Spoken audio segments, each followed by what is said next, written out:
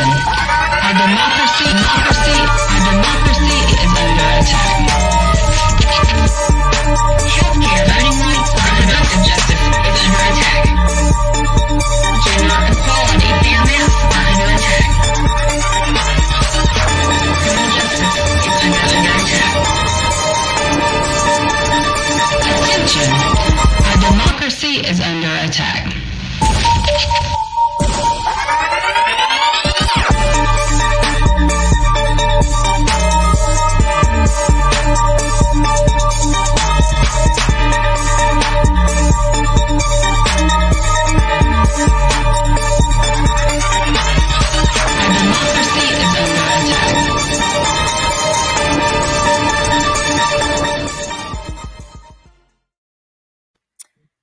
Hello, everyone. Hello.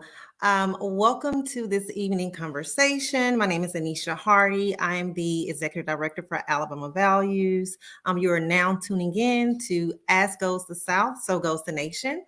This event is made possible by Democracy Under Attack, an Alabama Values initiative in partnership with the Southern Leadership for Voter Engagement, also known as SOLVE, the Groundworks Project, and Spotlight PR. The overall goal of Democracy Under Attack is to raise awareness around attacks on our freedom and democracy and to connect community issues to people's front door. It is important to recognize that democracy is not a passive endeavor and that it requires active participation and engagement from all of us. And the first step in protecting democracy is to educate ourselves about the issues at hand. And this means staying informed about current events and being aware of the ways in which our freedoms are being threatened. So this evening, we are joined by advocates across the South, more specifically, Alabama, Georgia, Tennessee, Mississippi, and North Carolina. They will be discussing some of the current attacks on democracy in their state, current fights taking place in the courts, the impact they are seeing on the ground, and most importantly, the ways that the wider community can get involved in the movement for freedom and democracy. So we're joined by Ashley Shelton, the founder, president, and CEO of the Power Coalition, a statewide C3 civic engagement table in Louisiana. Ashley is at the forefront of policy advocacy and change in her state. Through her work at the Power Coalition, they work to equip fellow Louisianians and with the knowledge and information that they need to find their voice and to learn where and when to use it. We're also joined by Saylor Jones. Saylor is the Associate Director at Common Cause North Carolina. Saylor is a movement leader specializing in all things democracy. Saylor joined Common Cause North Carolina in 2022 as the organization's associate director, and we're super excited about the work that he's doing there. We're also joined by Mattia Powell, who is the executive director for Civic Tennessee. Civic Tennessee is a C3 nonprofit civic engagement coalition. Mattia is definitely known for her energy, planning, and insight and passion for civic and community engagement. I'm sure we will see that this evening. And we're also joined by Karuna Ramachandran, is the redistricting director for Pro Georgia and the director of strategic partnerships for Asian Americans Advancing Justice in Atlanta. Karuna has been involved in youth development, public health, and health advocacy, environmental justice, and organizational change. Karuna has committed. She's committed to using her life to make real change for the people who need it the most. We're also joined by Nasami Lambright, who is the executive director for One Voice in Mississippi, a C3 civic engagement organization working to give, voice to marginalized communities in Mississippi. Before joining One Voice, Nasami served as the executive director of the ACLU of Mississippi. She has years of experience in the field of community organizing, fundraising, program management. Looking forward to hearing from her this evening. And then lastly, we are joined by Zephyr Scalzetti. Zephyr is a transgender activist and digital organizer at Alabama Values and was formerly a Southern Coalition for Social Justice Crowd Fellow, representing Central Alabama, fighting for fair maps and representation. Zephyr continues to fight for fair representation, equality, and LGBTQ rights in Alabama. So let's just dive into the discussion. You all ready? Okay. So I want to pose our first question to all of the panelists, just to set the stage here, just to briefly touch on some of the main challenges facing democracy and freedom in the South, particularly in your state. As some of us are in, the legislative session. What are some of the threats that you're seeing? What are the things that you're seeing on the ground? And I will kick it to you first, Sailor. Thank you, Anisha. I really, really appreciate it. My friend, in a typical year, the biggest threat I think we would be facing is Moore v. Harper. That's North Carolina's redistricting case that's currently under consideration right now at the U.S. Supreme Court, in which our state's GOP leaders are asking the conservative majority on the court to subvert 200 years of checks and balances and give them, state legislators, total control over federal redistricting and elections in a way that could impact all 50 states, but most acutely the South ahead of 2024. But my friend, this is not a typical year, and North Carolina is once again proving to be the epicenter of state voting rights fights in 2023.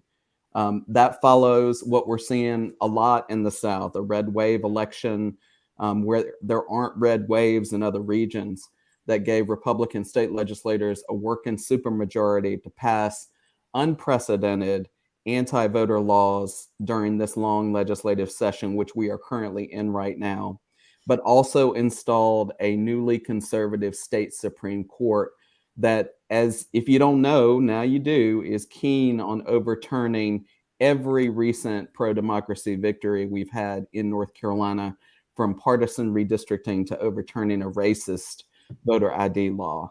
So in many ways, North Carolinians are facing a worst case scenario even before Moore v. Harper is decided. We've got our hands full, and I know other states do across the South as well.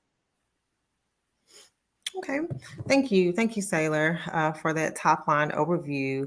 Mattia, what are some of the things that you're seeing, in terms of attacks on freedom and democracy, in your state? Yeah, Tennessee had one of its darkest days in our democracy last week when we saw three legislators up for expulsion for really just representing the people of their communities and of the state.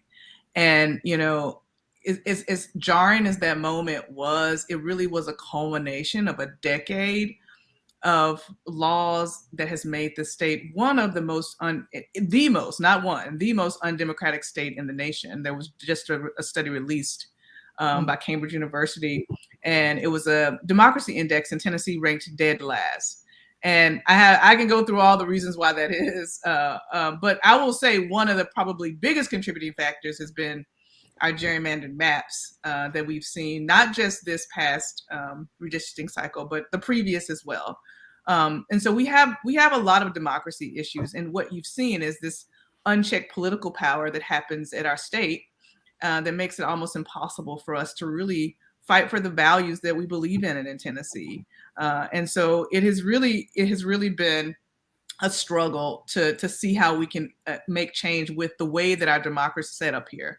But I will say that I think just this past week, with the outpouring of folks really protesting and showing up and showing what Tennessee really is and what we want out of our democracy, I felt really hopeful, for more hopeful than I have in a while, at least.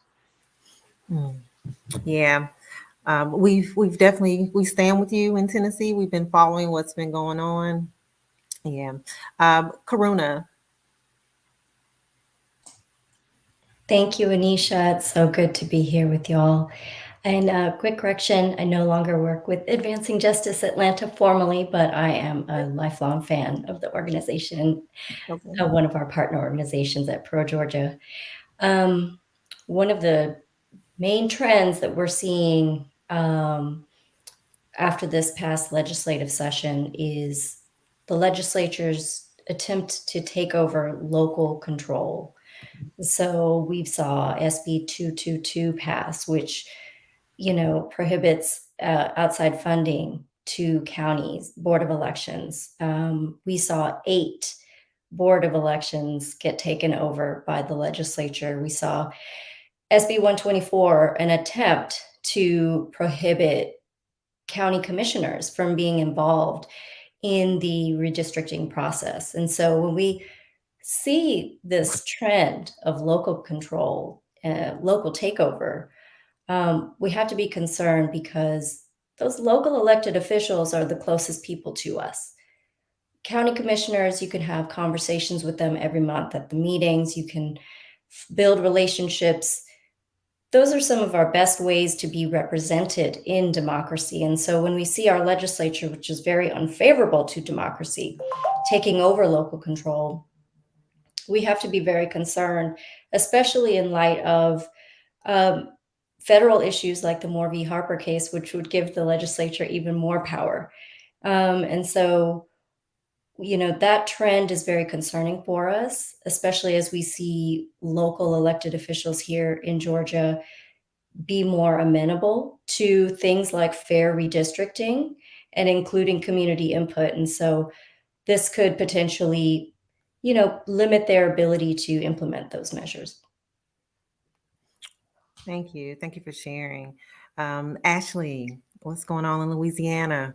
Oh, goodness. We just started our legislative session yesterday. And I think that we're battling many of the things that the other southern states are battling, which is, we have just recently kind of arrived at what I'm calling a soft supermajority in Louisiana, because I do believe we have a few folks that are willing to do what's right for the people of the state versus what is right via their political party. But it is a very tense moment where we see folks trying to use their power and their control at the state level to have control at the local level.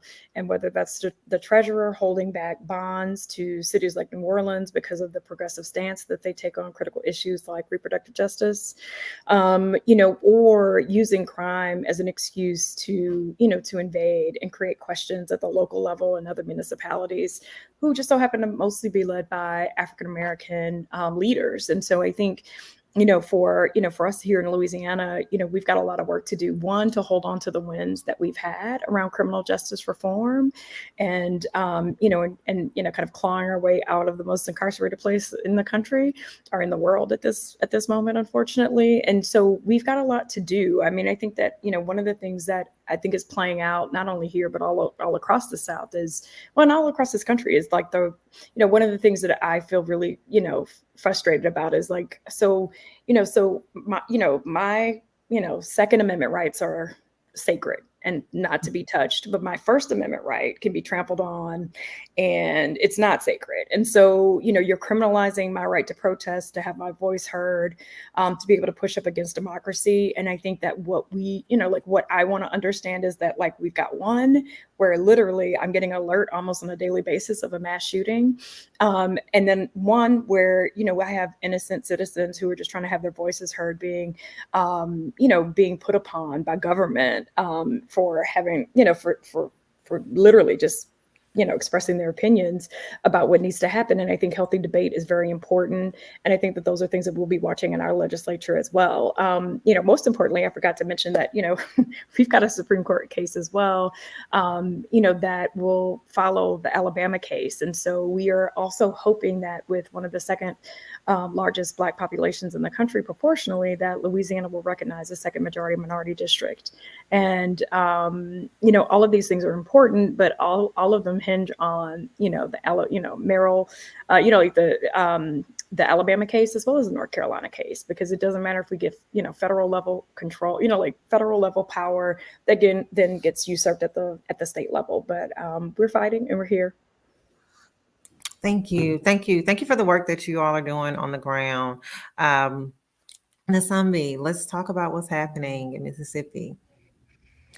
Unfortunately, my story in Mississippi is similar to what a lot of folks have already shared: Louisiana, Tennessee, North Carolina, Georgia.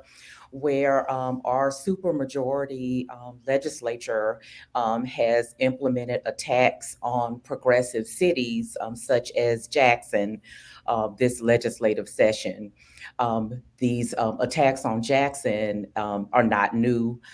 We saw an attack to take over our airport system about 10 years ago, and then maybe about 5 years later, they attempted to take over our school district. That attempt was also unsuccessful. And then, of course, we had several storms and the water crisis hit us. And of course, we're still going through the water crisis now. And there were several pieces of legislation for the state to take over our water system right now. And we're under an EPA consent order to improve our water system in Jackson. And while all of that's going on, our legislature chooses this time to introduce a bill to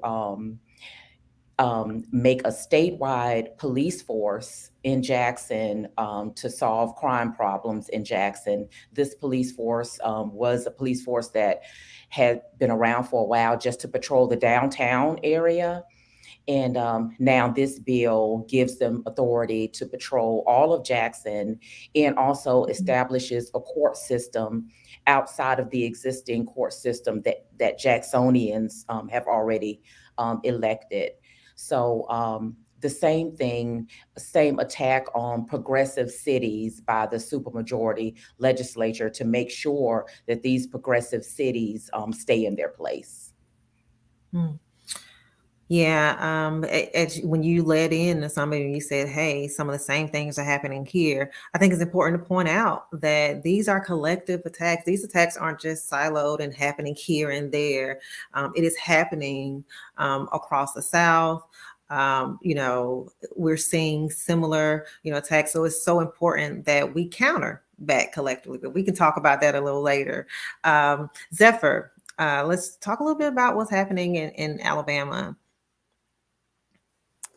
So, I mean, just like everybody else said, things in Alabama are going, unfortunately, similarly. The separation of our lawmakers and other elected officials from the people of Alabama is, I would say, like one of our biggest issues.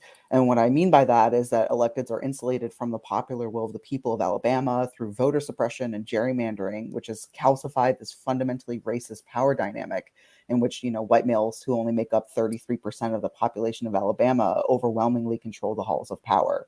So in Alabama, 65% of the Alabama House is white and male, and 77% of the Senate is white and male. So as a result of this undemocratic minority rule, we see legislation that has to push further and further into extremes to justify the lack of progress we see in our state when it comes to Black mothers' maternal health, infant mortality rate, the number of Alabamians living in poverty, food insecurity, housing insecurity, homelessness crises, as cost of living increases dramatically. Instead of solutions to these problems, Alabama's solution is just the one hammer of criminalization. And that disproportionately targets, Black Alabamians, Latina communities, other marginalized communities in our state. We're seeing, more extreme anti-abortion legislation, anti-trans legislation, a trans ban against trans students in colleges just dropped last week. There's a movement to classify abortion as murder in the state. We're still waiting to see if that bill is going to get filed or not. But at the end of the day, we're seeing marginalized communities being used as punching bags to distract from all of the ways that our state fails everyday Alabamians by convincing them that my existence as a trans person is more of a threat to their child than their school being chronically underfunded, than a shooting at their school, and lacking access to health care. Things that make all of us safer, healthier, that putting these identity, things at the center and criminalizing that is the solution, when instead it's distracting us from what's really affecting us. Okay. I know, right? Snaps. Can you all hear me?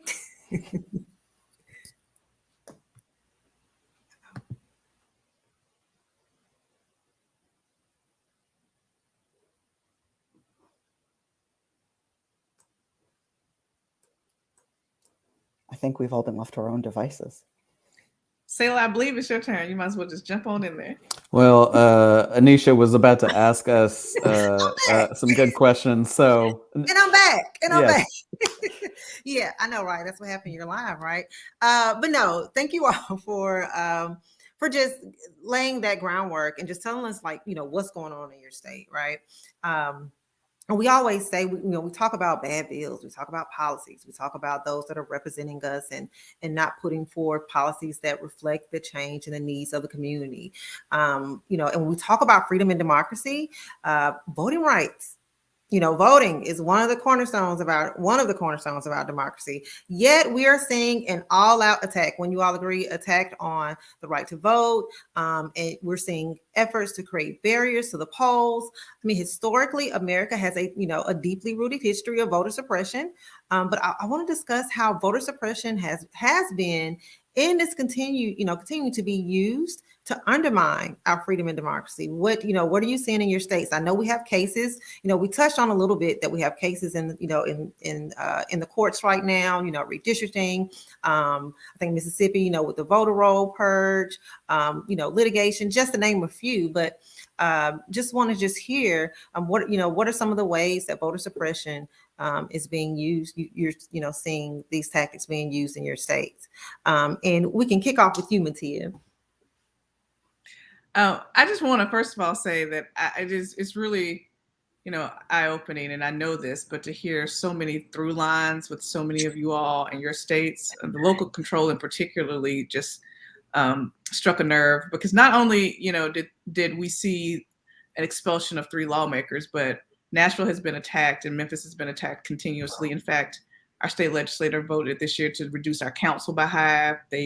And that ended up in courts. And yesterday was a good day. Not only did we restore Justin Jones rightfully to his seat that he was duly elected for, but we also got an injunction on that law. So we will move forward with the council that we have, or at least the number we have for now. They've also tried to take over our airport authority, which that bill is moving through the legislature right now, as well as our sports authority. They've tried to, take tax away from our convention bureau system. So just unprecedented attacks for the economic engine in Tennessee. So I don't want to get on a tangent because there was a question you asked. It wasn't that, but I just had to point out how similarly, our states are in respective. But when it comes to voter suppression, I feel like people hear that term a lot, and I don't think they really understand what it is. Because I think that it's like, there's this one thing that's suppressing vote, but it is a collective of things that suppress the vote. Gerrymandering suppresses the vote, where people feel like their vote doesn't count. And that definitely is an issue here. We have in our house, we have, many house seats, and I don't want to get the number wrong. I think it's 96, but I don't want to get the number wrong. We only have 7 competitive seats in the House, 7 out of like 90 something, right? And for Senate, we have 0. So people already feel like I actually was in a car on election day last year with the person who, we probably didn't align politically, just based on some of our conversation. And she was watching the elections on her phone, taking me to my house, and she had it attached to her visor. So this is somebody that cared enough to watch the election returns while she was driving people through, ride share. And so when I got into a conversation with her, she told me she didn't vote because she was just like, I already knew who was going to win. So why would I vote? That is a tactic. I think people don't see that. The voter ID laws, yes, we have one of the strictest in the nation. It suppresses vote. People that it puts an additional barrier. If you're a college student in Ohio that live in Ohio, that's from Ohio, you're going to TSU and you want to vote in Tennessee's election, you don't have a passport, you got to get a Tennessee ID. Those things stop people from voting. And there's just so many, insular rules because I have a limited time. But, I worked with one of my, a friend of mine whose dad was in a nursing home who had shifted nursing homes in different counties. And the things that we had to do to try to make sure he had access to vote, it was just insane. And so all of these things add up to suppression. It's not one thing. It's the voter ID laws. It's the gerrymandering. It's the access to polling places and how many polling places you have, how long it's going to take you to actually vote, right? It's limited voter, like we have a 30-day restriction on a 30-day restriction on voter on a deadline for voter registration. So you have to register 30 days before an election to be able to participate in the election. So there are people moving to town that can't vote because they just moved here. Like there are all these things that add up to really suppress the vote, which is why Tennessee has one of the lowest voter turnouts in the nation, right? Because the votes, these Tennesseans want to have a voice in the issues that they care about. I don't believe that. I believe in my heart that Tennesseans care about. I know they do. I've lived here my entire life. I know people care, but and people want to blame and say, oh, the people aren't, they're not engaged. They are engaged. It's just hard. Yeah. Sorry, Yeah. I probably took too much time. No. I mean, you mentioned the connections, and I think as we dive deeper into these conversations, we're going to start overlapping anyway. So no, I definitely want this to be an organic, unapologetic conversation. So sometimes time barriers may be removed. So definitely, Ashley, so, and I know, Ashley, you probably can talk about this the entire panel time that we have. But yeah, like what are some of the ways you're seeing voter suppression, or even just some of the tactics that Mattia mentioned, like show up in your state? No, for sure. I mean, in Louisiana, we're certainly seeing how gerrymandering is showing up. We lost 5% in white population, and we gained a little over 3% in Black population. But at the state level, we actually lost a majority minority district. So I'm not really sure how that math adds up, but we are seeing how gerrymandering and neutering the voices of Black voters is happening across our state. Also too, we are removing policy this legislative session to address disability voter access, and so we have lots of polling locations that are not accessible. 33% of the people in our state live with a disability, and the idea that a third of our population is having trouble accessing the voting booth is a problem. And so whether it's folks needing access to to good signage that they can actually read, accessible parking, actual ramps to take very expensive wheelchairs up these ramps into these polling locations, because what people forget is that every single voter in this country has the right to vote in private. And that even if you are disabled, even if you have a caretaker, that there are many ways that you can actually cast your ballot. And so we have a couple of pieces of legislation. One, we had a disability task force that worked over this fall to make sure that we could make some recommendations to address issues with disability access at the polls. And so we're bringing that bill this legislative session. We're also, which, like I said, everything from ramps to signage and accessible parking, but also too, looking at things like we have a 600-foot rule for partisan political activity. But what happens is that Power Coalition is a nonprofit 501c3 organization. But when we go to do election protection work, we are attacked at the polls. And sometimes we've had the police called on us. We've had other issues, kind of happen. And so what we're trying to do is get real clarity, because anytime that someone can have an AK-47, 600 feet away from a polling location that is majority minority, and that not be seen as intimidation, but me with a Power Coalition shirt on trying to help someone access, their polling location, I have a real problem with that. And that's a real problem, across the board. And then I think one of the other things that we're also doing is looking at the Board of Election Supervisors. How are we making sure the voices of the folks that are being, sidelined by these voter suppression laws? How are people actually having their voices heard in this process? Because I think we got a lot of pushback about, the disability community, as well as the African American community accessing it. Actually not even accessing their right to vote, but being in compliance with federal law, right? Like this isn't just because that's what I like or what I want as an advocate. This is about like being in compliance with federal law. And we see, a lot of times that we're disenfranchising people from their vote, not by actual law, but by being out of compliance and the lack of enforcement of federal law that provides protections to communities of color and certainly, our disabled community. So it's, there's a lot of work to be done. And I think a lot of work we're going to have to play defense around coming, we have our statewide elections. I know we all have, presidential elections coming up next year. And so I do know too, that we're going to have to fight even harder, because I think what we're seeing is that this is a response to the growing majority minority minority. And, you know, and this idea of like, again, neutering the power of, you know, Black and brown people. And I don't think there's, you know, and I think that like, again, you know, as a Black woman doing this work in the South, I'm not going to stand for it. We are absolutely going to fight, and, you know, bring your guns, and I'm going to bring my voice. And so we, you know, like, let's go. You know, I think t-shirt. That's a t-shirt. no, it is. It's like, let's go. I mean, I think at the end of the day, you know, my voice is as powerful, and it will be heard. And, you know, and I won't allow people to neuter that in the fight for justice. Yeah, no, thank you for sharing. Zephyr, you know, what are some of the ways that you're seeing voter suppression, you know, show up in Alabama? You know, I'm gonna, you know, throw it back to like this through line that keeps running through everything, like Mattia pointed out, which is you know, we use this term sometimes, Alabamification, watching the rest of the United States become Alabama. And one of the reactions I had listening to everybody talk about local control is like, man, we never had it. We don't have local control in Alabama. We have the longest constitution in the world because nothing gets done on a local level. It just gets added to our constitution.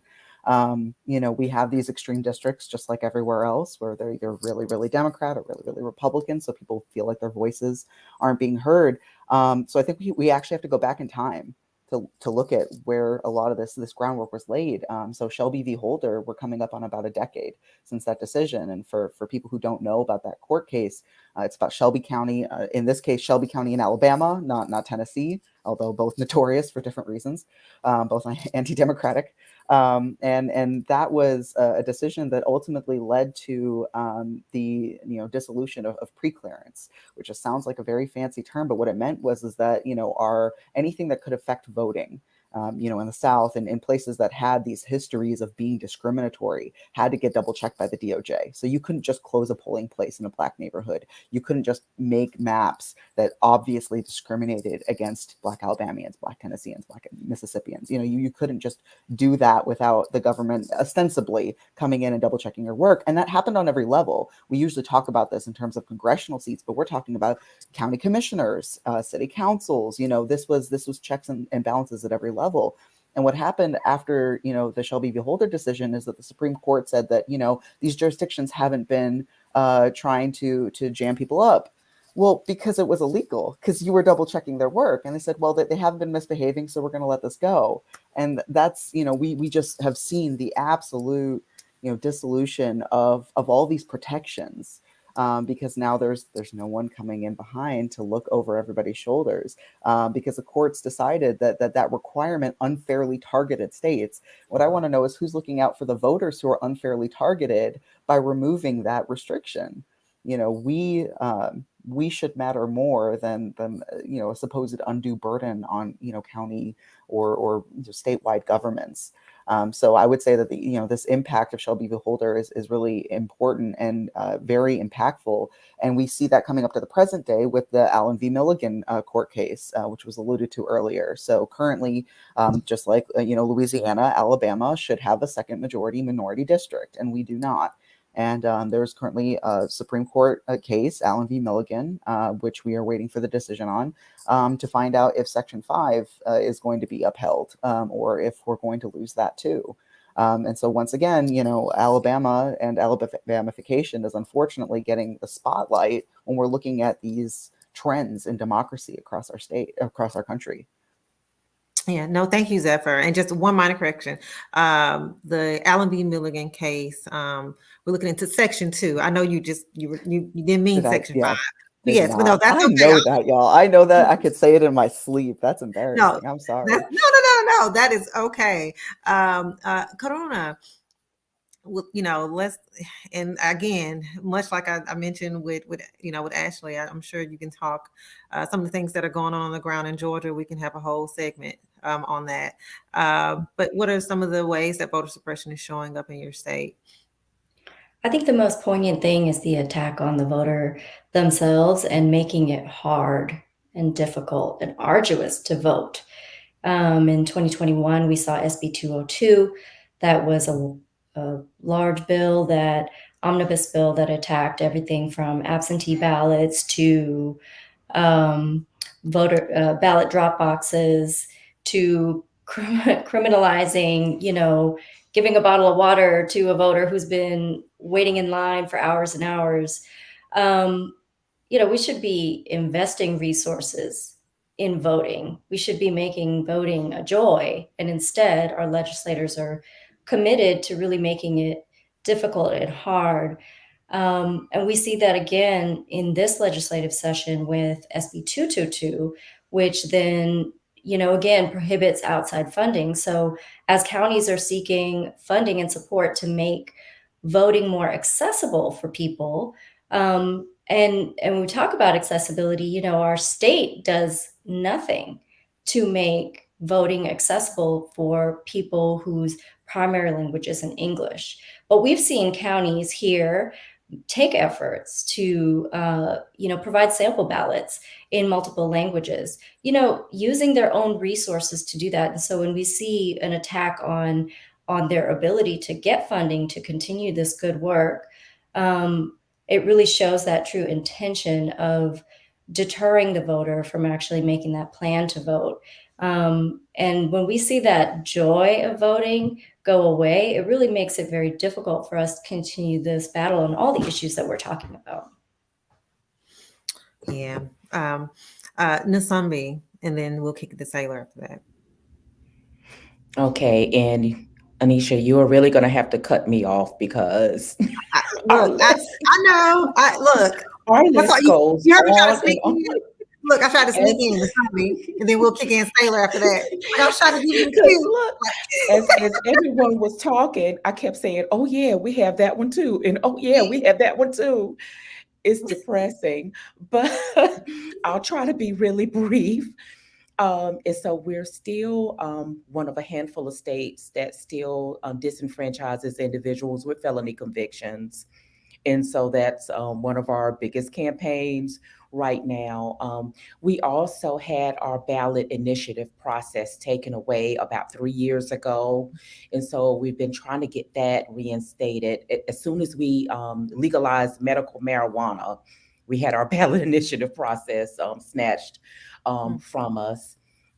Mississippi is also remains at the bottom of the barrel for all of those voting privileges. We don't have online voter registration. We don't have early voting, and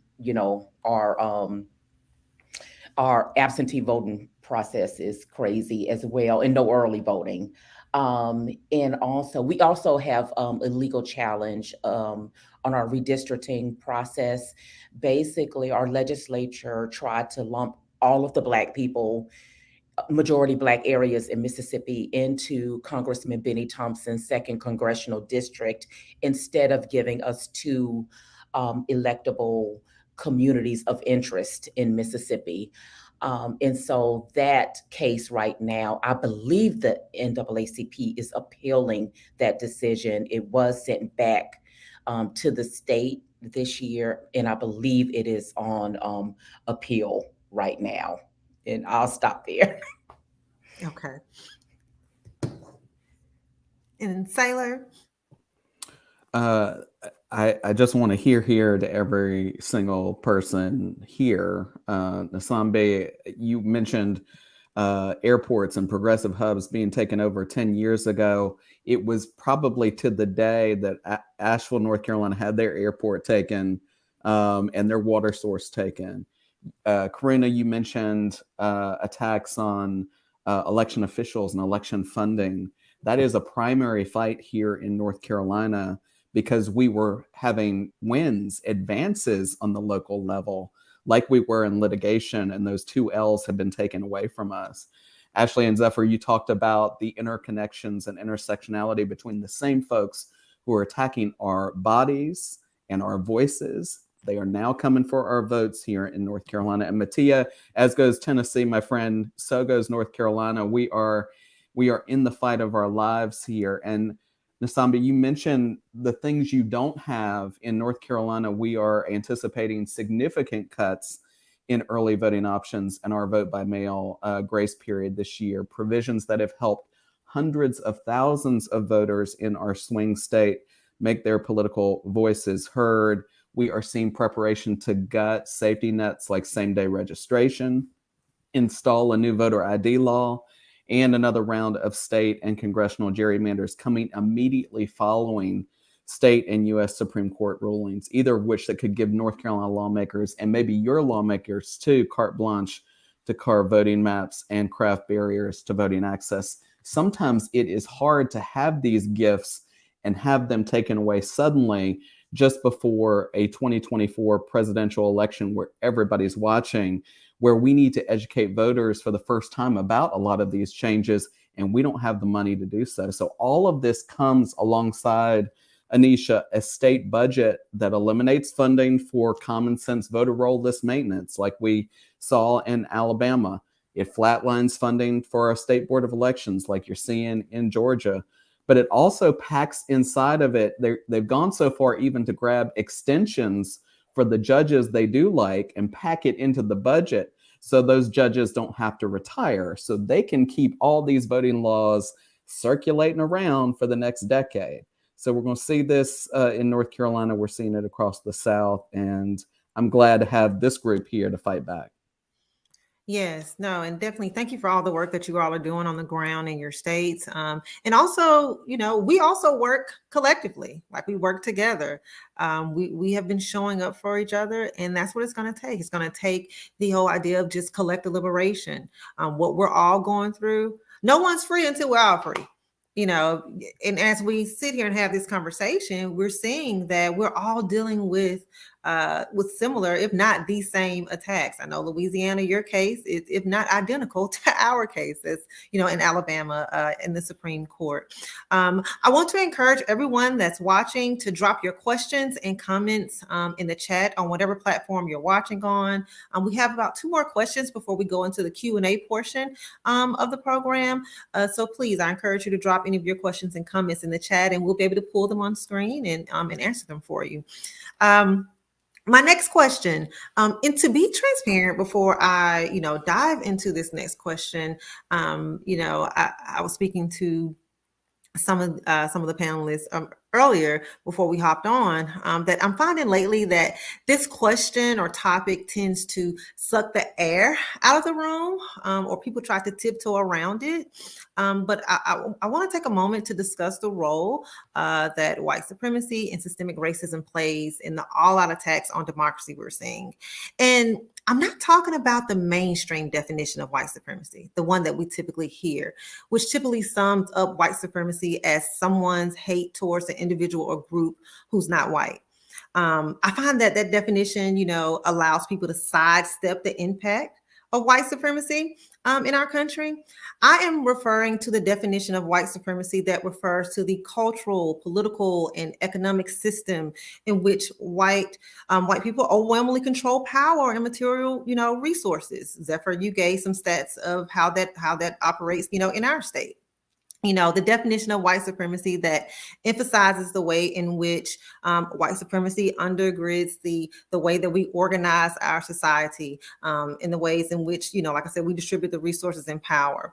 But in Alabama, which is my home state, in the opening of our 1901 Constitutional Convention, this is historical records, the President John Knox, of that convention was quoted in saying, "And what is it that we want to do? Why it is within the limits imposed by the federal Constitution to establish white supremacy in this state."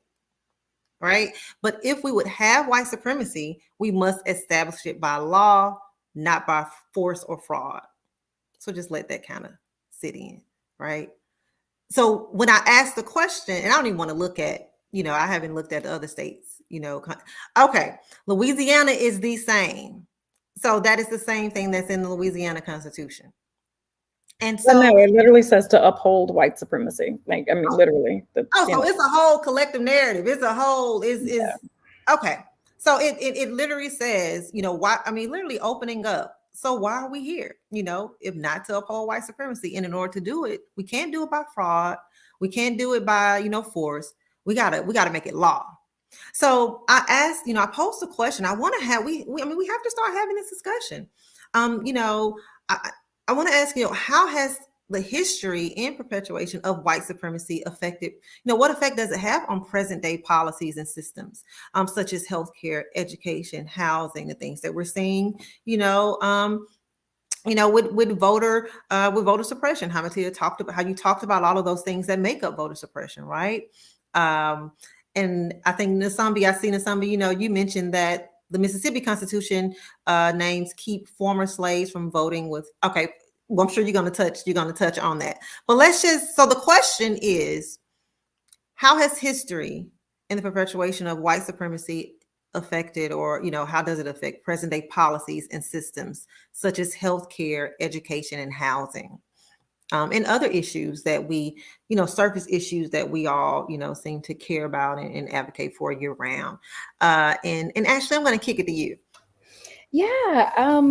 I think that one of the things that I find really interesting is that, you have to think about the fact that I am a Black woman in the South in 2023, and every right that I have, the right to vote, the right for my children to attend integrated schools, every right that I have has been given to me by the federal courts or federal government, right? Like there's not one right that I get to enjoy just because I live and breathe in this country. And, and I think that it's that same reality that we're fighting against today. And so here we are, look at all of the things that have originated at the Supreme Court. You look at Dobbs, it came out of Mississippi. You look at Shelby, both Tennessee, and Alabama. Like there are all of these cases that, to your point, as the title of this panel, like as goes the South, goes the rest of the country, really is true. And we know that so much of the bad policies in this country are seated here in the Deep South, and then they're wholesale to the rest of the country in about a year, right? And so whether it's right to work or many other policies, we see that. And so, like I think it is not lost on anyone that, as we celebrate, in some cases, the 50 plus years of many of the milestones in the civil rights movement, that here we are 50 to 60 years later, really rehashing all of these things. And I want folks to think about the Alabama and the Louisiana and the North Carolina case. As a Black woman, like there are many ways systemically that I walk in this country as a second class citizen that are unspoken, but are certainly true and felt. But the undoing of Section 2, my ability to have the federal government provide oversight to the leaders in my state and historically and systemically racist states like Louisiana, that I will truly walk as a second class citizen in my own state, unable to elect leaders that look like me, unable to elect leaders of choice. And so I do think that folks have to think about, like, we're not talking about, like what is the South whining about, or what else is it that people want? Like, I just want what I had, and I don't even have what my ancestors had at this point. My children don't have what my ancestors had at this point in terms of, like we don't even have the entirety of the Civil Rights Act, right? And so there's so much work that still has to be done. We have to start looking at new legislation like the John Lewis Voting Rights Act and, legislation rather, and all of these other things so that we can start to get back on the right path. Because again, I'm not going anywhere. None of us are going anywhere, and we're going to fight.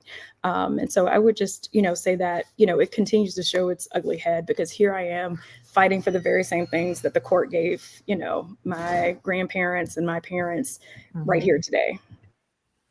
Yeah. Matia, I'll kick it to you. What are some of the ways that, that we see systemic racism and white supremacy showing up in issues, right, that we're advocating for year round?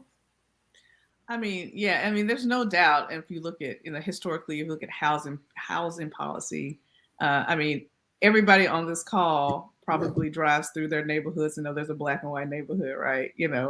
And that's not just because, people don't want to live next to one another, right? It's a historic, it has been codified in history, and it is those policies that we still see lived out today in 2023.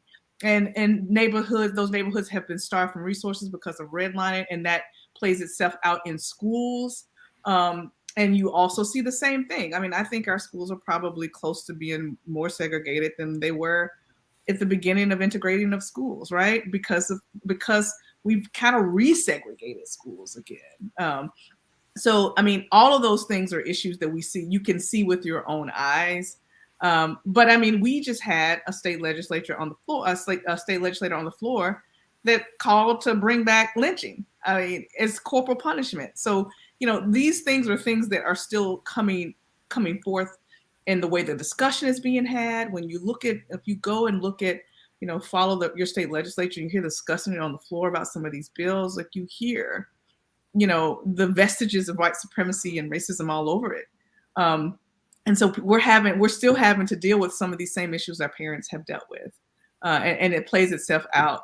And, just to go back to just the democracy issue in itself, I think that is where, we really see these issues. I mean, every gain, just much like all of your states, every population shift where we've seen growth in Black and brown communities, all of that power was stripped away by these new maps. None of that power, all the power for Black and brown communities has been diluted across the state here.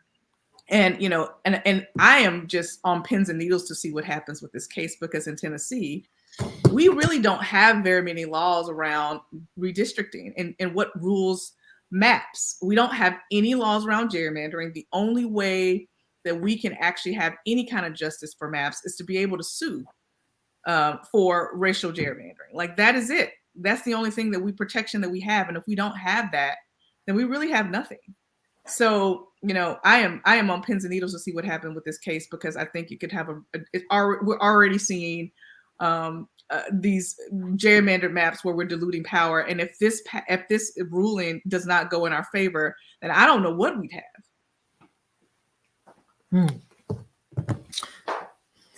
Yeah. And in terms of, in the case that Matilda is speaking about, for those that are joining us, is the Allen v. Milligan case, formerly Murrell v. Milligan case.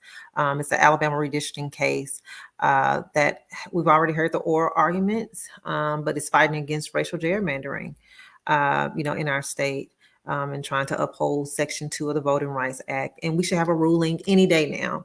So, definitely be on the lookout for that. So, Nzambi. Yeah, so just to go back to what's happening in our cities, our progressive cities, that's the way that I'm seeing white supremacy show up the most these days. The smothering and starvation of our progressive and Black-led and majority Black cities and schools is just disgusting. And it's the audacity of starving out our cities, not giving them resources, blocking federal funding in all cases, and then saying, you don't know what you're doing, so I'm going to have to take you over now. And then blaming the schools in the cities for not having the resources that you systemically blocked for years in terms of helping the infrastructure, water, funding for schools, pay for teachers, all across the board, starving out these resources across the board, and then saying it's your fault for being poor and for not having these resources. So now let me come save the day. And then the sad part is that a lot of folks in our community not really understanding the history of Jim Crow and not understanding the history of systemic racism, then say, well, maybe we need white leadership, because when white leaders come in, then that's when the resources come, because that's what they see. When white leaders come in, then all of a sudden the pocketbooks come open and the federal resources flow in. That's because they're not blocked anymore by the racist governor or the racist federal lawmakers anymore. But that's the way that it's showing up, and that it continues to show up, and we have to keep naming it. Yeah. Not only do we have to keep naming it, we have to keep teaching it, teaching about the impact of it, and just providing future generations with the historical context and how it may show up in their lives, so that, it's one thing. It's kind of like going to the doctor and having symptoms, but never getting a diagnosis. right? So, I mean, that would drive anybody crazy. So, I mean, we have to, like I said, keep naming it, keep talking about the historical context of systemic, I mean, giving historical context around systemic racism and how it shows up in present day society. Karuna, we can talk about, some of the ways that, systemic racism is showing up, in Georgia and impacting the citizens of your state. Yeah, I think what comes to mind really powerfully right now for me is healthcare.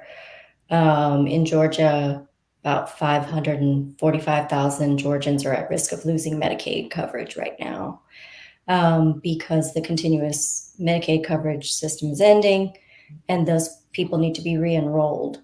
And it is an entire mess of a process to get those folks re-enrolled, many of whom are eligible, but will fall through the cracks because our legislature failed to provide in the budget any funding to support that process. And so when we look at who falls in the facts, it's predominantly Black and Brown communities.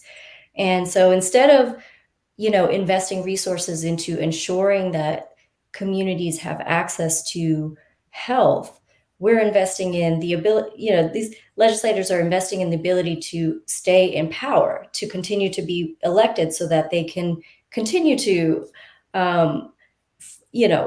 eradicate systems like Medicaid, which are a critical safety net for our communities. And so we're literally have our lives in their hands. And not only are they not doing anything with that, they're making, efforts to stay in power so they can continue to take that safety net away. Yeah. Zephyr, if we can just talk about, and you hit on this and many of you, much of your, the statements that you made this evening, just the ways that, that systemic racism and, white supremacy is showing up in our state. Yeah, I mean, just like everybody else on here, I could go on about this particular question all night and all day, because in Alabama, we like to say the quiet part out loud. We like to say up front that we are seeking to enshrine white supremacy in the Constitution. This morning, I walked past the first White House of the Confederacy on the way to get coffee in Montgomery, Alabama, in our state capital, and then walked back past Lurleen B. Wallace, building, in Selma. The George Wallace Community College is in Selma. And that is frankly disgusting, to not only name a college after George Wallace, but then to put it in Selma specifically. So I want to focus on the education aspect. And we've been talking a lot about local control. And I mentioned earlier that Alabama typically has a lack of local control, but there's one significant exception with that. And that's when it's a white community that wants local control. Local control ends up being a Trojan horse to enshrine white supremacy. So we saw back in the 70s when Alabama's going through this process of desegregation and trying every trick in the book to avoid actually desegregating in any meaningful way. There were called secessions, where these local school districts would break away and try to form their own school districts instead of the county-wide school district. And what white communities did in the 70s is that they would claim they wanted to secede, not because they didn't want or they were fighting integration, but because they wanted local control, which was their race neutral language way of saying we want white schools. And when I see the terms like race neutral language come up, it puts up every like red siren in the book for me. Not only as a dog whistle, but also because that is exactly the argument being used in the Allen v. Milligan case right now. The argument isn't that we shouldn't have a second majority minority district. They're too subtle for that. The argument is that maps have to be drawn with race neutral parameters, which means that you can't take into account wanting to have a black majority like second district when you're looking at drawing maps. You can't put equity into the equation at all because that wouldn't be race neutral. I said during redistricting, I said something along the lines of, I really hate that the racists have now learned to use anti-racist seeming language to justify their racism, because now they're putting on these things that sound on paper like maybe it's about fairness, race neutral. but in reality, what this is doing is enshrining these things. And we're seeing this in Alabama currently with charter schools. I'm sure this is something we're also seeing across the US and across the South, is that, charter schools in and of themselves are, maybe not a terrible thing, but what we're seeing them used for, and what we've seen private schools being used for, is to siphon money from Black communities and to send them to predominantly white areas, to change these tax bases and to starve these schools of funding and resources, and then turn around, point the finger at them and tell them that they're failing and that they're not doing a good enough job when we've never set them up to succeed in the first place. So for me, I really want to uphold education as just an immense way. And every person on here is currently sitting in a state that is at the bottom of the bucket, when it comes to education, in our states. Like, this is something that affects all of our kids. And I think, when we look at white supremacy, yes, their schools are doing better, but they're not doing as well as other schools in other parts of the country. And so it's just this dedication to shooting yourself in the foot just to make sure Black people don't get an ounce, just to make sure that minority groups do not get a leg up. You're willing to take your kids down with you. And that's really disheartening. Yeah, no. Imagine where we would be if we invested just as much, funding in education than we do the prisons, the system here, right? Criminal, just imagine. Oh, the dreams. We will get there though. But yeah, so for my last question, and I want to make sure, I just want to remind everyone, if you have questions or comments, do drop them in the chat on whatever platform you're viewing this on. We have one more question before we go into Q&A. Before for my last question, I want to make sure that, we speak to the light in the tunnel and the light at the end of the tunnel. Look, hey, I mentioned in the beginning of the conversation that it's important for us to stay informed around the attacks on our freedom and democracy. But it's also just as important for us to explore the ways that we can counter these attacks and be a part of the fight and the solution. Explore, like I said, the ways there are some wins. The fact that the fight is still happening in itself is a win. I had someone ask me, man, all of this is going on. How do you keep going? Like, how do you get up, with everything that's going on? And I said to myself, well, you know what? The Black struggle is my ancestral truth. And I can't stop, right? Like, what if they would have stopped? Like, this is, now, do I want to keep fighting the same fight? I know, Ashley, I hear you, when you, even in talking about the case, Ashley's like, I don't want to keep fighting the same fight. Like, I need this to be over, right? But I definitely want to talk about, some of the ways that the wider community can get involved. As my dear friend Sailor has said, that we are at the point where we just can't depend on the government to save us. It's going to be up to what he calls the fourth branch of government, the public interest, the people, the press, to inform and inspire and mobilize us around various reforms. And so I just want to ask everyone, in what ways is your org or are you, in your org and your partners fighting for freedom and democracy? And how can people get involved and be a part of the movement for change? And we'll kick it off. We'll start with you, Sailor.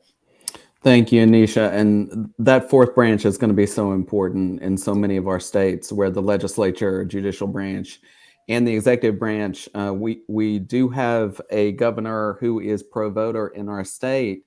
The alternative in 2024 is someone who does not want me alive, and many of the people on this call does not want alive. And so the fourth branch needs to rise up now, if not now, when. And so Common Cause North Carolina is so proud, and I want to give a shout out to my colleague and someone many of you know, Gino Nuzalillo. We're already convening a diverse array of messengers and movement builders in our state for a multi-year campaign, understanding it starts in 23 but doesn't end in 24. And we've dubbed this campaign the People's Coalition, where we're monitoring what's happening at the legislature, absolutely, but also messaging up to everyone in North Carolina, across the South and across the nation, that we need a fusion movement now more than ever to push back against what we're seeing. And in an environment where we may not be able to get reforms, we can resist. And that is probably why, Anisha, the first substantive piece of legislation that was passed in North Carolina was an anti-protest bill. They don't want our public outcry turned into public policy here in the great state of North Carolina. And so we must push back and make our voices heard. And we're doing that in ways that Karina may find familiar. We're working on a lot of small victories like election funding advocacy. We've been effective even in a training we had tonight of talking to advocates in counties all across the state about how they can work with county commissions to build relationships and build elections funding where the state and Congress will not. And I'll tell you, we held one of these trainings when I was with SESJ last year, and we're effective at getting pay raises for our County Board of Elections directors. We were effective at pushing back against efforts for elections, so-called election integrity groups, to go door to door and question Black and brown voters' voter registrations and get the counties to work with us to fight back. These are the types of small victories that turn into bigger ones in those presidential cycles where words like election protection mean even more in the South. So I'm grateful to be with you, and I'm grateful to work together with you to build models that can work. I mean, so goes the South, so goes the nation. Every single one of our states is the blueprint for the change we want to see. And if Moore v. Harper does go the wrong way and other states are dealing with the things we have dealt with for centuries, I hope they give us a call, because I know in the faces of all the folks here, we have the solution. So I'm grateful to you, Anisha, for hosting this, and for everybody here for kind of leading the way for the inspiration we need to see right now. Yeah, no, absolutely. There is power in the collective. You know, I say that in every space I step in and before I leave the space. Do not forget it. Mattia, you know, what are some ways that your org and, you know, your partners are fighting for freedom and democracy? And especially during this time, how can we tap in and support the movement in Tennessee? Yeah, thank you. I just like to talk about, like, I feel like when we talk about the South, sometimes it gets heavy when we start talking about all the things that we wish were different. But there's also joy and love and beauty and art and culture. I mean, people want to be here because the culture is great. So I just want to talk about all the joy that we have. And I love coming to each of your states. Every state on this call is unique, and I visit each state, and I visit each state often just for different things. And so there's just a lot of beauty and love here. So I want us to just uplift that. We have about 35 organizations in our part of our coalition, and they're working every day to make sure that Tennesseans, particularly Tennesseans, Black and brown, and immigrant communities, LGBTQIA communities, folks, young voters, folks that are generally underrepresented in our democracy, have an access to it. And you know, there are so many ways to plug in, because we're not just trying to come to you at an election. We're talking about the issues that you care about all year round. And we're also helping you when you need just specific support. I mean, we did COVID outreach. We're doing outreach around affordable connectivity, because it's a village. It's not just about, you know, wanting to extract from you your political power that you actually have and helping you realize that. It's also making sure you and your family are good, right? So it all goes hand in hand, because the people that are having a hard time, you know, having access to the ballot box are also the folks that have had a hard time accessing healthcare benefits, transportation, all these issues that we care about. So we can't just be like, you know, one note and care about their access to democracy. We have to care about their access to everything else. And we have so many groups doing on the ground, doing that work every day, and making sure folks have access. And so it's an easy way to plug in, because they're going to meet you where you are. You know, we have outreach events all over the state in all types of venues. You know, we have outreach events at clubs. We have our partners have outreach events at churches. They have outreach events in parks. There's always an opportunity for you to try to figure out how to engage and be real about how hard it is to engage. You know, I think what we need is folks to understand it's not your fault. Like, it is hard, and we're here to help you through this journey to make sure that your voice is heard and your vote is counted. So that's just a few ways that you can get plugged in. Immediately, though, I just want to plug. We had a Monday. We had an outpouring of support because my district was affected. Justin Jones was my representative. So for a few days here in Tennessee, I had no voice at the state legislature. And we all spoke out about that. We've had wins at the local levels consistently, and that's where we see a great opportunity for us to hear our voice. But that day was a beautiful day. There's thousands of Nashvillians at the metro government. Our metro government heard our voices and unanimously voted to send Justin Jones back to the State House. It's probably one of the quickest Metro Council meetings we ever had because we got 40 members. So it was like 30 minutes. And we're going to be doing that again tomorrow. Tomorrow, Memphis will be deciding the fate of that seat. There are over 68,000 Memphis residents right now that doesn't have representation. And we hope that the Shelby County Commission tomorrow will have a plan to have immediate restoration to leadership in that office. So there's a rally tomorrow that starts at noon at the Civil Rights Museum, and then it will go to the county commission meeting as they have the meeting, and we hope that they restore leadership to that seat. Thank you. And I think we just put some of the information at the bottom of the screen regarding the rally, encouraging everyone, if you're in Tennessee, show up, pull up. We are definitely with you in spirit there. I'm there with my Tennessee family. Thank you all again for the work that you're doing.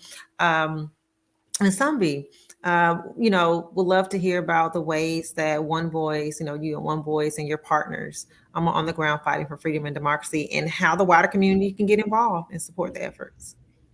Definitely. We definitely work in coalition with a lot of our partners here on this call and here on the ground in Mississippi. We have a state table here in Jackson that does civic engagement work. So we're always working to make sure that we continue to motivate folks to keep coming to those polls, even though it's very depressing and our numbers are low, but we keep encouraging folks to get out there, keep making our voices heard, and to keep having conversations like these. I met Ashley during Hurricane Katrina, and during that time, we were kind of forced to come together across state lines. Mississippi, Alabama, and Louisiana in particular were impacted by that storm, in some sections of Texas as well later on because of that storm. And we kept a bond during that time. And I think this time indicates that we need to continue to come together as Southern states. We know that the other side is coming together to oppress us. So we need to continue to come together to talk about laws that keep us together and that support the well-being of families and children in our Southern states. And so we're going to keep seeking out ways to get together with you guys to talk about what's going on in your state so that we can support one another. Yes, and I think it's so important, like I said, highlighting that these aren't one-off issues or one-off attacks or blows that's happening. It's happening to all of us. And so it's going to take us to fight back as a collective. It's going to take us to raise awareness and amplify within our communities. And that's why, having conversations like this is, so important. Karuna, what are some of the ways that, you, Pro Georgia, and your partners are on the ground working towards, change in your state and advocating for freedom and democracy? And how can people, get involved? Yeah, I think it's important, especially in moments like this, that we have to remember why they're attacking is because we do have power, right? There's power in our numbers, so they attack the census. There's power in our votes, so they attack the voting rights. There's power in our representation when we are able to get representatives in office, especially at the local level. And they're trying to attack all the local representatives. So we have power. That's what they're trying to take away. So let's use that. But we have to connect the dots for folks. And so one of the things that we're doing this year post legislative session is working with our 61 partners to really go out around the state, especially in rural parts of the state that don't have that access to what's going on at the Capitol, and really, connect the dots for folks in terms of what's happening legislatively and how is this going to impact your everyday life. How does that now come back to your personal power to vote? They're trying to make it hard. They're trying to eradicate all of these things, but they haven't done it yet. So what can we do? We can vote. And we can, as Nsabi said, we have to share the information with our communities, with our neighbors, with our churches, with, anybody, really. For the folks listening in today, if you've learned something new, there's a way that you can share this information. And if that inspires people to use their personal power in this fight, then we will continue to move forward and win. But we have to come together, as you said, Anisha. We have to work collectively to make that happen. Otherwise, how can we fight against the collective power and the resources that are being put into, oppressing our voting rights and all these other issues that are essentially connected back to voting rights? And so we may not have all the money, we may not have all of the, resources that the other side has, but we do have a lot going for us. So we have to continue to remind community of that. And while some of this can be very disheartening, all of it can be disheartening. We have to remember why they're doing it in the first place. Yes. Yes. Thank you. Zephyr, want to hear some of the ways that, the fight is happening in Alabama. You can definitely speak to some of the ways that Alabama Values is working and our partners are working to fight for freedom, and democracy. I'm going to answer this personally first, and then on behalf of Alabama Values. But personally, I agree with what Mattia said about uplifting. I love Alabama. I'm here fighting because I love Alabama, because I love the people who are here. I love the communities here. The things that got me into the fight in a political sense was having these rights being infringed on, having these freedoms get taken away. We are seeing, I cannot imagine what it's like for you, Ashley, to see this happen, to be experiencing the world through your shoes and in your eyes. But I'm also seeing, myself and others who are getting into the fight for the first time, or in a political, in a engaged with civic systems kind of way, because of what they're seeing, because of what they're experiencing, and the waves of new folks coming into this, and new blood and new energy coming into this in the last few years. And for me personally, the first time I walked into the State House here in Alabama was because of a youth trans ban in 2020, right before the pandemic, and I didn't even know I was trans then. I hadn't realized it yet. And when SB 184, which was our trans youth healthcare ban, went into effect, the day it went into effect, that was the day that I decided to get on testosterone. So I think we talk about these suppressing things. We talk about voter suppression, and they absolutely are suppressing. And I do not want to undermine that, but they're also, maybe invigorating is not quite the right word. Galvanizing is probably the word I want to say. It really makes you realize what's important. And when we get into rooms like this, where we're all talking about how we're all getting messed up by the same things, we're hearing the same narratives, we're hearing the same fights, but we all get to reinforce each other. There's more of us. There is absolutely more of us. Every person on this call knows, not only in your community, in your organization, all of the folks you talk to throughout the day who are not counted in the census or when you look at these voting results, but we know they're there.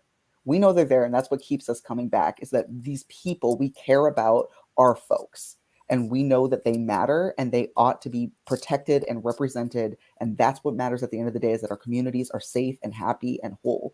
So that's why I'm very excited that I get to be a part of Alabama Values, because as a grassroots communication org, I'm working to raise awareness and engagement. That is exactly all the things that I'm so excited to get to do and so happy to get to do, is to be in rooms with folks like y'all, to get to show people that there is a collection of people who are fighting back. You can tap in with them wherever you are, wherever in the South you are. There are people working very hard to try to restore some of these systems that we all ought to have the right to as Americans. We believe in strategic communications, media, visual storytelling. I think we all spend maybe a little too much time on social media, but it's effective and it gets people engaged. And just on when we look at Alabama specifically, legislators are not used to getting contacted in Alabama. This is the first year that they're actually like on video that you can like go back and watch, because they don't actually archive their footage. There's no official record of like things that they say or do. They've just been like for years us like screen recording them. When you go to talk on a bill, they cap it at 4 people. Like they they are crazy all down here. They just don't care. But this year is the first year that everything they're doing is getting recorded and archived for the Alabamian, people. So if you go to the alabamachannel.org, you can watch along live, you can watch archive footage, you can search the transcripts to find out about things that you care about so you can get involved. And for AV, if you need a guide, a helping hand to understand the Alabama legislature, because they are complex and they like to not make themselves easy to understand.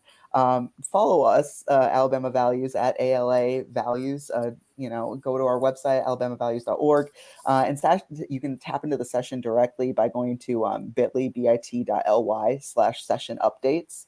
You can get on our listservs. We will keep you all in the know. We have vodcasts, social media toolkits, everything you need to stay informed with what's going on in Alabama. And we're going to get y'all shipshape. Thank you, Zephyr. And Ashley, what is my family down in Louisiana doing? Always trying to find ways to tap in. Can you just speak a little bit about, the work that's going on there?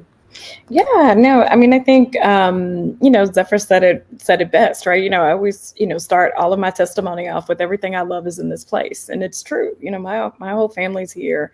I've got a brother in Atlanta, but, he comes home enough that it counts. It still counts. And so, but it's really true for me that like everything I love is here. And so I have to stay and I have to fight. Right. And so it's not this thing about me moving away or making the point that like we can all make different choices. Well, we can, but but at the end of the day, like this is where I live. This is where I grew up. This is where the people that I love live. And so, so we just have to fight. And I think in Louisiana, what I'm excited about is that, just like I said, all of the bad policies have been seeded in the Deep South and South in general.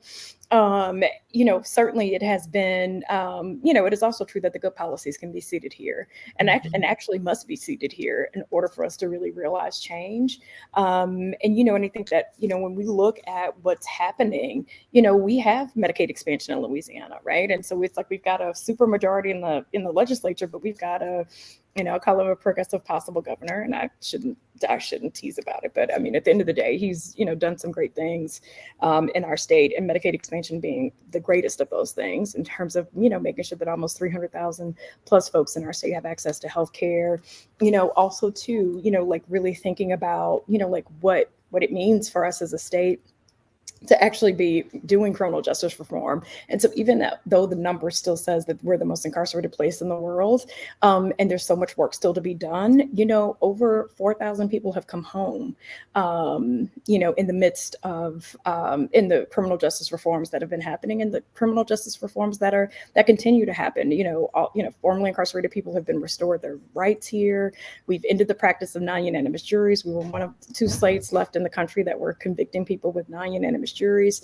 And so there wins. And the last thing I would say about what brings, much hope and light to me is that, also we're starting to see people, like the work we do around educating people about different offices, what powers they have, like why do they need to care? Why do they need to make their way down the ballot? We're starting to see all of that work pay off because now all of a sudden people are voting based on their wallets and their pocketbooks and not so much on party lines. And that's important because that's an acknowledgement of community that it's like, I, forget what colors are on this thing or what letters are on this thing. Like, are you going to, make sure that we have the things that we need? Are you going to fix the grid? Are you going to make sure that we have clean water? Are you going to do any of these things that, that are necessary for our communities to be healthy and whole. And, and I think also what we've seen in Louisiana too, is that, especially with on the issue of criminal justice, we've been very successful. Our partner Vote, who anchors our table around criminal justice, like they have really disrupted the political scene. And on the C4 side have really been, changing the makeup of our elected body, based on the activation of their base of formerly incarcerated people. And so, again, like there's light, and we're, again, we're going to fight. We're fighting back, and we're smarter, more strategic, and more emboldened than ever to to fight before they take all of our rights away. And so at the end of the day, there is lots of light. There are lots of folks in this fight. I would stand with anybody on this call and go into battle. And in fact, I feel like I'm in battle with them every day trying to fight this fight. And if we can win in North Carolina, then I'm winning in Louisiana. If we can win in Tennessee, then we're winning in Louisiana. And I think that, we can all say that, when these things happen in our states, that we all palpably feel it, right? Like Tennessee was visceral. I told Anisha, I literally had to stop myself. I was like, let me get my stuff. Like, I got to go. And it's like, well, you can't go. You've been gone for weeks doing other. No, me too. But because that urgency is real, right? Like of when that kind of, when those kinds of terrible things happen, and this, kind of visceral stamping upon our rights, and again, like their peaceful action is more crazy than trying to talk about assault weapons. Like, how make it make sense? And so, I do think that, the South and America in general has to pick a struggle, and I think that struggle is going to have to be, like creating enough space for the voices of those freedom fighters and folks that are fighting on the ground for the kind of communities they want to live in, the kind of states they want to live in. And so we're going to continue that fight. You can reach Power Coalition at powercoalition.org. And also, too, we've got a tracker for all of our legislative bills. You can look at all of these different issues, whether it be environmental justice, criminal justice, juvenile justice, you name it. It can be found there. And then also, too, we have statewide elections this year. So, we'll be fighting this year for every statewide seat, as well as every House and Senate seat. And so this is an opportunity for folks' voices to be heard. So, come onto our site, powercoalition.org, check us out on social media at PowerCoEJ, and, and join us in the fight. We do election protection. We do any number of things that are about educating community about what's happening and what's on the ballot. And in Louisiana, we have an election ITs every second Saturday. So, I mean, there's never an opportunity. There's never not an election. So come on and hang out with us. never not an election, right? No, we just had one. A special election, and now we're having our spring elections. That it's nuts. And so and then we'll have elections again in the fall. That's if nobody moves around in the meantime. So yeah, it's crazy. Oh my goodness. But, you said something, which is a good segue to kind of wrap up and go into our Q&A. You mentioned if we can win in Louisiana, if we can win in Tennessee, if we can win in North Carolina, pretty much as goes the South, so goes the what? I mean, the nation. I know you all are on mute, but I read your lips. The nation, right? So, I mean, there's so much power in the collective, and I hope people that are watching this evening that they're seeing how these aren't one-off issues happening in Tennessee, Alabama. There are similarities that are happening across all the states that are on the call today, and even more, southern states. I want to at this moment go into the Q&A portion of the program. And if, I encourage everyone that's watching to drop your questions and comments in the comment section of whatever platform you're viewing, and we'll go into the first question. Okay, so Corey B. Morgan, question for GA folks. What is the process to advocate for more polling locations within your county? Is there statewide regulations or county by county? In Georgia, the best way to get involved is at your county level with your county board of elections. That is where, so with our coalition, our election protection and election administration coalition, we have members at meetings every month monitoring these kinds of things, because they make decisions about whether or not they're going to open new locations, whether or not they're going to close, whether they're going to consolidate, right? So if you would like to be involved here in Georgia, Corey, please reach out. Maybe our information, my email is really long because my last name's really long, so I'm not going to try to spell it out, but hopefully our information can get shared. But please get connected with us, because there's so many opportunities to get involved with your Board of Elections and to really monitor those changes. And as you develop those relationships with those individuals, right, to really advocate for those things. Thank you, Corona. And I think we have we've been putting your website and everything on the screen. Okay, and we can great. probably pop that back up. Let's see. I think we have another question also.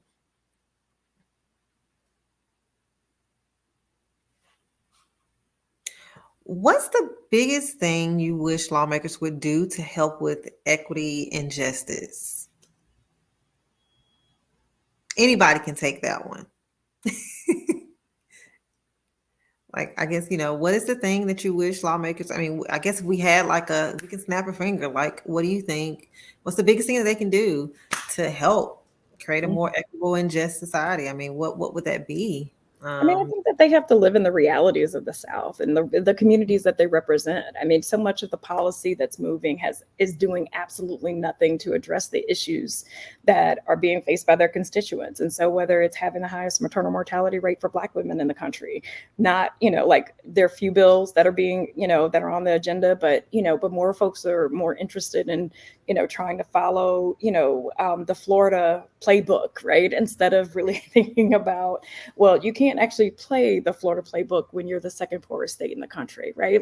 Helping people get, there has to just be some common sense and some human decency. I think that at the end of the day, there are some policies, whether, Mattia talked about how they wanted to bring back lynching and some of these, it's at the end of the day, we are all human beings, and you don't have to like me. We don't have to be friends, but I do absolutely, I have the same rights as you. And the more that these policies infringe upon those rights, the more that, we are creating a tension in our country. I think that, is unavoidable. I've been doing several exercises, at different conferences about okay, let's talk 2024 and beyond. And, and I've really struggled with this exercise, because for me, it's 2024, I can't move beyond it, because I feel like, are we going to face the Civil War in this country?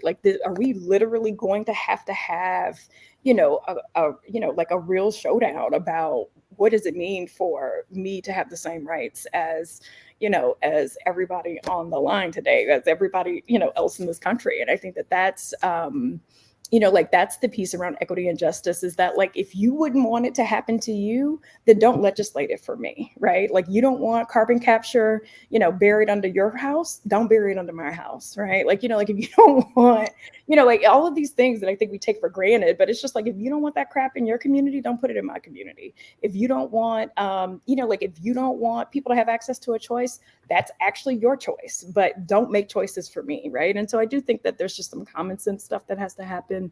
One of the articles that flashed in the beginning, one of our staff members, Caitlin, had a pregnancy that miscarried and almost died because the new laws are so unclear that the medical community basically was just we're not going to touch it. And so we can't have these kind of situations where we're putting laws in place that are killing people in our very own constituencies.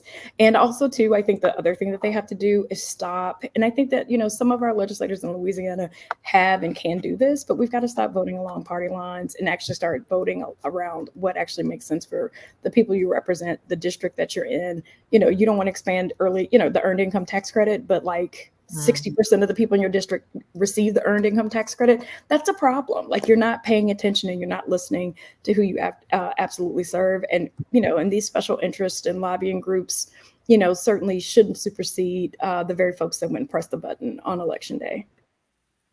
Yeah, no, thank you. Thank you for that. Let's see. And I think we have a few more questions. And I encourage everyone, if you have questions, please drop them in the comment section. Okay, here we go. What can everyday folks do to help combat white supremacy? I think we all have looked in the mirror and asked that question. Yeah, what can everyday folks do to combat, white supremacy? And I'm assuming that they're really talking about the impact of it, right? I think one thing that I think is important for everybody to do is really understand the history of this nation. And I know that's even more difficult now because of, the CRT laws is going through the state for kids to really understand what this nation's built on. But I mean, if you really go and read and study, you understand like how we have gotten to this moment. And I do think that is extremely important so that we don't repeat the mistakes, so that we understand the underlying conditions of all of these challenges that we've talked about today. They have through lines to white supremacy and also the history of this nation. And so, really understanding how the policies and the laws and the systemic racism has rears its head today is really important to being able to combat, and be able to advocate and to be able to make sure we're actually having good policy. So, I mean, that's just one thing, is really to be students of history, to study, to understand, your community. And I know it's even harder in our communities because some of the history has been like swept under the rug to the point where people don't even know it. Yeah. So I think it's important that people understand their own community, the history of their community, and the history of this nation. Thank you for that insight. We have another question, it looks like from Lindsay Wyndham. Is ranked choice voting a good long-term strategy for change in the South? I kind of want to nerdily answer this a little bit. It's one of a range of options that we have. I think it's one piece. I think it is a good option. I think getting away from horse race or first past the post voting is a good idea. But I think, looking at things like multi-member districts, independent redistricting commissions, we've got to start thinking outside the box. We've talked a lot on this call about the need to restore the Civil Rights Act, to pass the John Lewis, Voting Act and everything. But one of the elephants in the room is that, as we obviously want to desegregate and to have integrated communities, but the more that happens, it actually becomes really difficult to make majority minority districts. So something that you need to think about is what does Black voting power look like in a world where a county is maybe not, like, there's not one area of the county that is majority Black, but they make up, say, 40% of the county. What does Black voting power look like in that situation? And there are actually places in the South that have actually already put in place some solutions, some of them less elegant than others, that are actually more fair than the systems we see now. So Chilton County, Alabama, has that exact situation. And if you know anything about Chilton County, me saying Chilton County and fairness in the same sentence is a little bit of misnomer, but credit where credit's due. The system that they have is that every person for county commissioner, they get 7 votes, and they can distribute those 7 votes however they want. They can give 7 votes to one person, they can give 3 votes to one person, 4 to another, they can vote one time for each of the seats. And the idea was that because Black Alabamians in Chilton County were just not concentrated in any one given area, that this was a way for them to elect candidates of their choice. And then also it was a creative solution, and it's worked, for them. So I think we need to be creative. If there's nothing else that Southerners are, we are really freaking creative when it comes to figuring out how to get around something. We are the masters of duct tape and glue. And so the way that we say, as goes the South, so goes the nation, in a warning, I think we can turn it into a huge positive here. We can start pioneering these things. Yes, I do think ranked choice voting would work well in the South, but I think a lot of things would work well in the South. So let's be creative. Let's come up with these solutions. Let's implement them at the local level so that we can prove that these things work. And then let's start sending it. Let's make Alabamification a positive.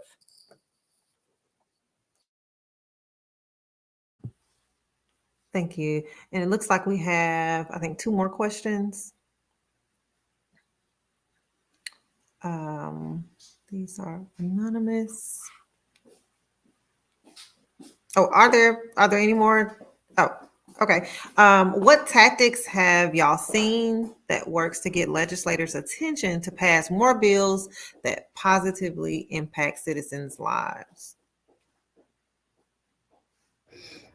I mean, I think data matters, right? I always tease folks like, like I'm a nerd enough to love data, but I also, in terms of the work that I do, don't care about data unless it is for the purposes of policy action, right? And so helping legislators see what's happening in their district, because actually, several years ago, one of the ways that the legislature here in Louisiana did expand EITC was because we could prove to folks how many folks in each of their districts actually needed EITC or were currently using it. So like it wasn't this foreign idea.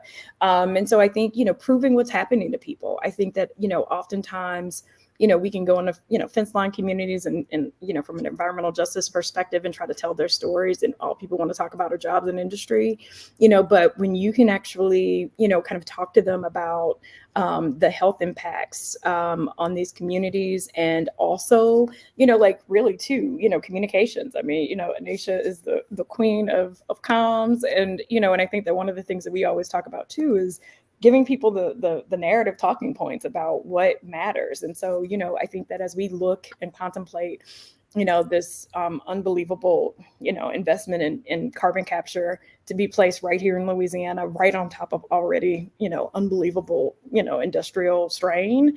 And to have our communities and our groundwater and all of these things impacted by this, especially as we continue to be a disaster prone state that keeps being impacted by disasters, you have to run, break the numbers down. I mean, we work with our, Louisiana Budget Project, which is, a center on budget and policy priorities group.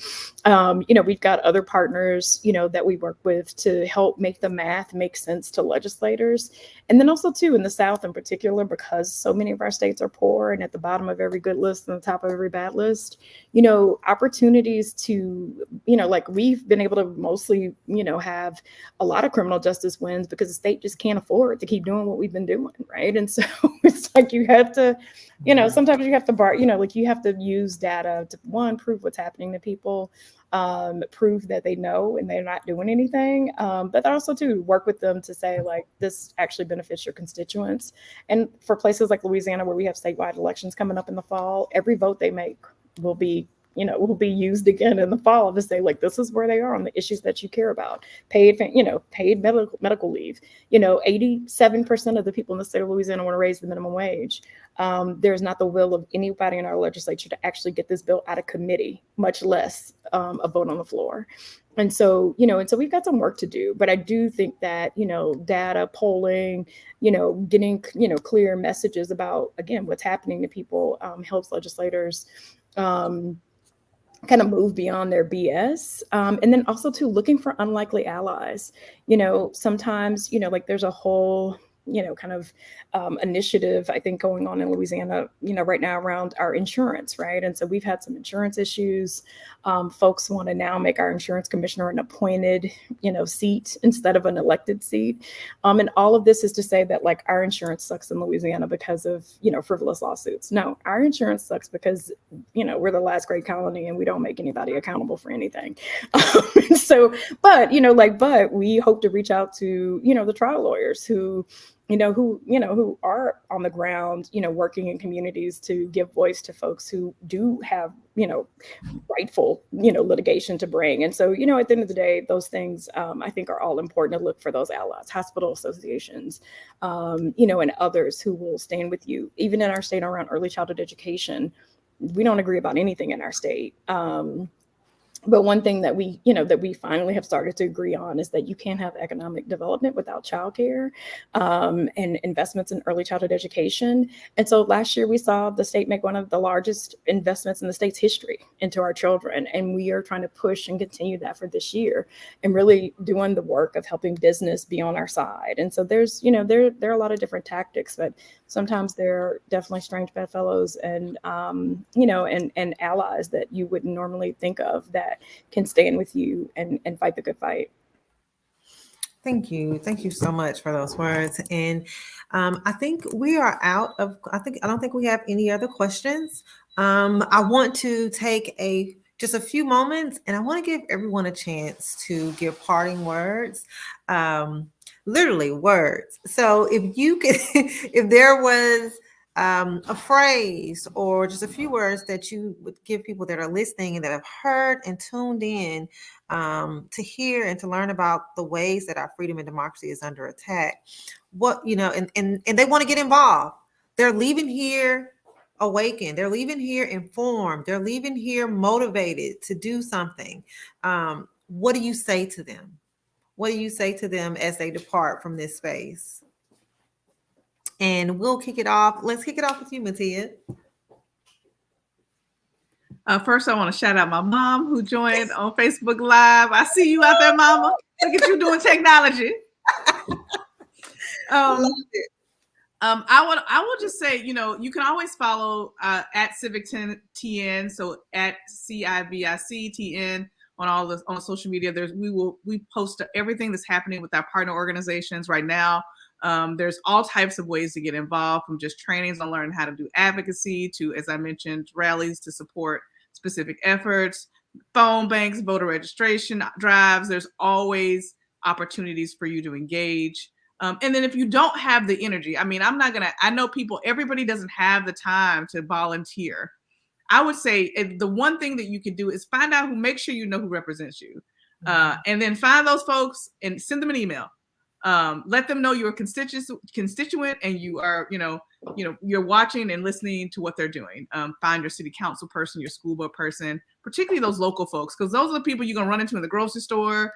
Those are the issues that are going to be facing you immediately. Find out who those people are and make a relationship with those people. Yeah, thank you. Thank you. Ashley, what are those words? Yeah, no, I agree with Mattia. One of my best examples I always tell folks when they try to, sell me crazy ideas, I was like, you're not going to have people screaming at me in the grocery store. And I really mean that. It's like, absolutely not.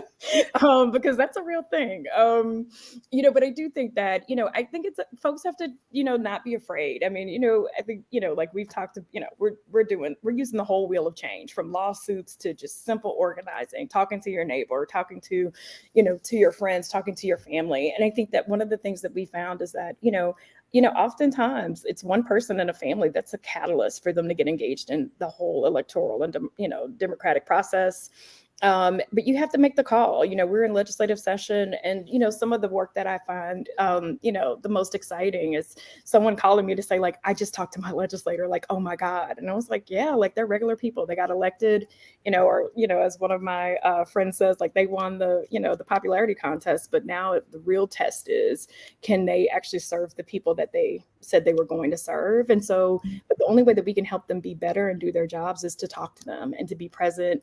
And again, like Mattia said, you don't have to have a lot of time. It takes no time to make a call. Every call is counted, whether you talk to the legislator or not, or the elected official at whatever level of government it is, but those calls make a difference. And then also know, when you make those calls, they do check to see if you voted, and I think that also gives weight to, to your call. But even if you haven't voted, it is to say, make your point. I mean, so many folks in our community, in the Black community here in Louisiana, always talk about the fact that there's so much pain being felt in our community that, like, it's hard to make, to fill the gap, right? And so we're always saying, like, okay, well, let's fill the gap and figure out how to get some basic needs met and understand those things. But then let's also make sure that we understand that those elected officials that we are or not voting for are making decisions about our access to that.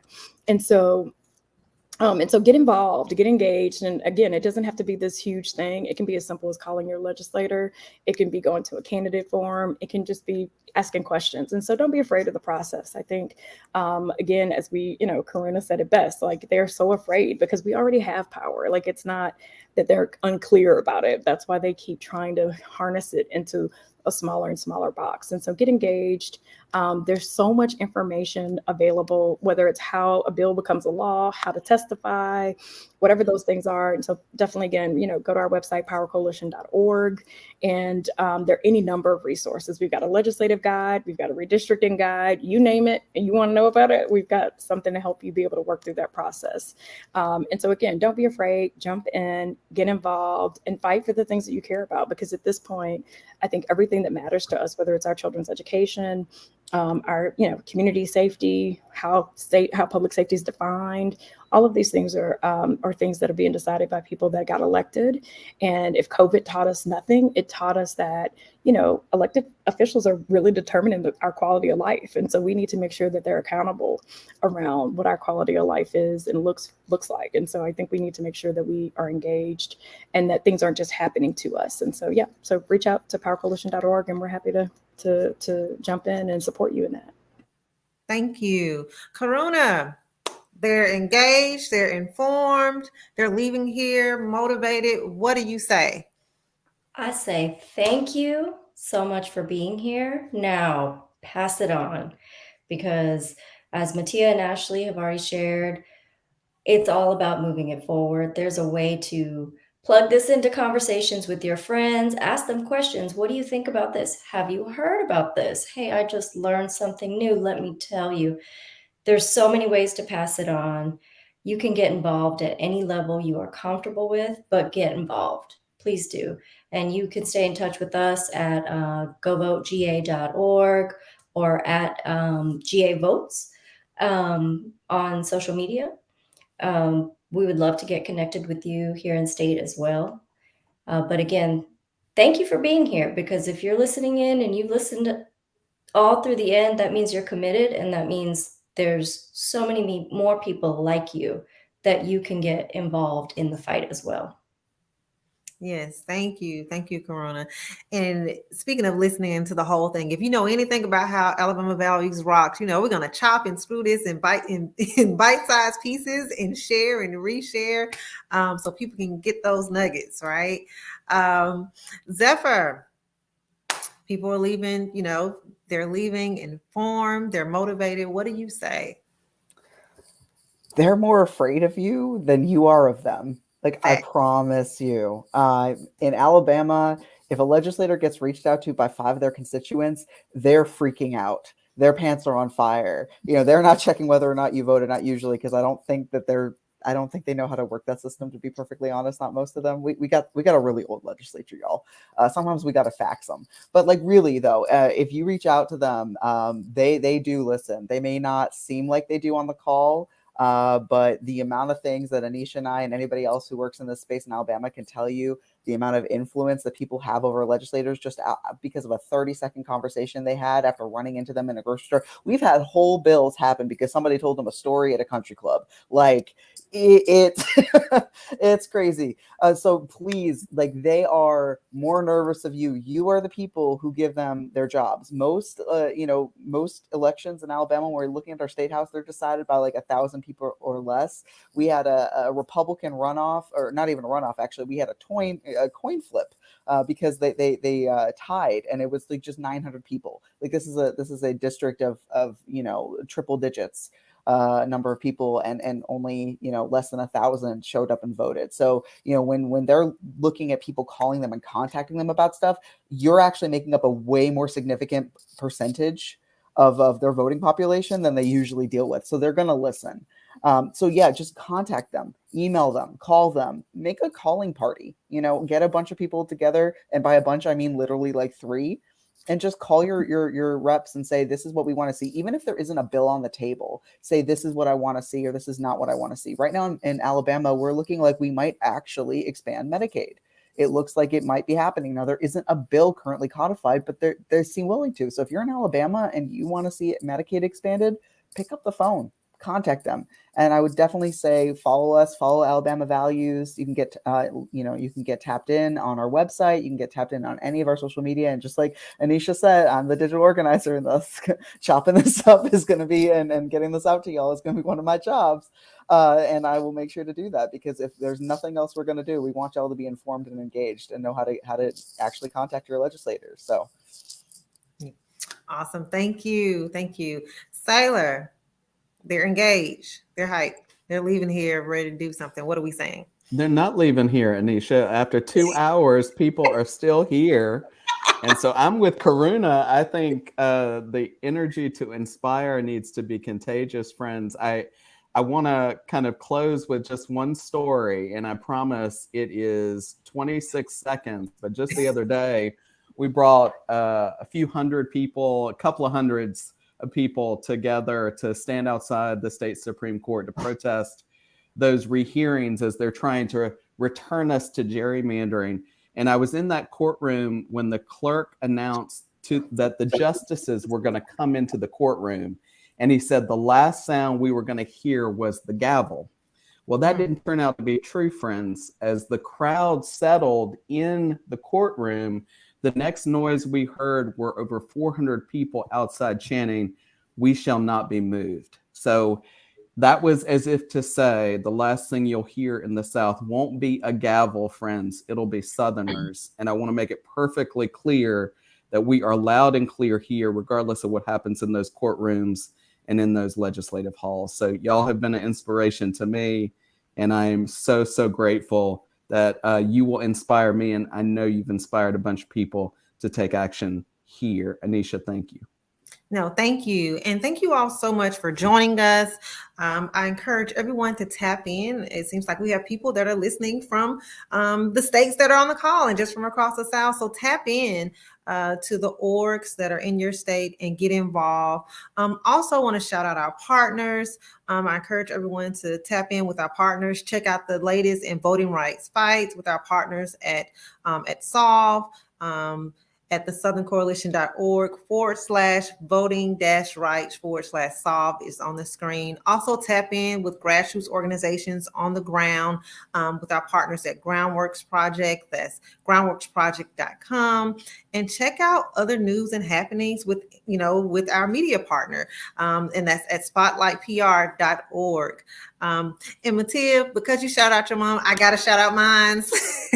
Shout out to Mama. I see you, you on the call too. She's like, I can't make comments, but I'm here. I got the whole family watching. No, so shout out to my mom, Linda Johnson, but real talk, who has always taught me that knowledge is power. And I often say that one way to keep communities disempowered is to create barriers to power, right? Barriers to information regarding their power. And I think what we did here tonight is pretty much, trying to empower people, raise awareness, around attacks on democracy, on their freedom and democracy, but also how they can get involved in the fight and the solution. And then lastly, shout out to my Auntie Gwen, whose home coming up was filled with Black joy and culture. Mattia, thank you so much for just even pointing out just the joy and the beauty of the South. We often say that joy is an act of resistance. Even on this call, we were able to smile and laugh at some things, right? Even as we go through these fights together. But again, I just want to encourage everyone to stay involved, tap in. We'll be posting more information, hosting more live public briefings like this, and posting more information to keep everyone engaged around what's happening in the states across the South, and that's on the call today. Thank you. We'll close out with a little video, but till next time, peace.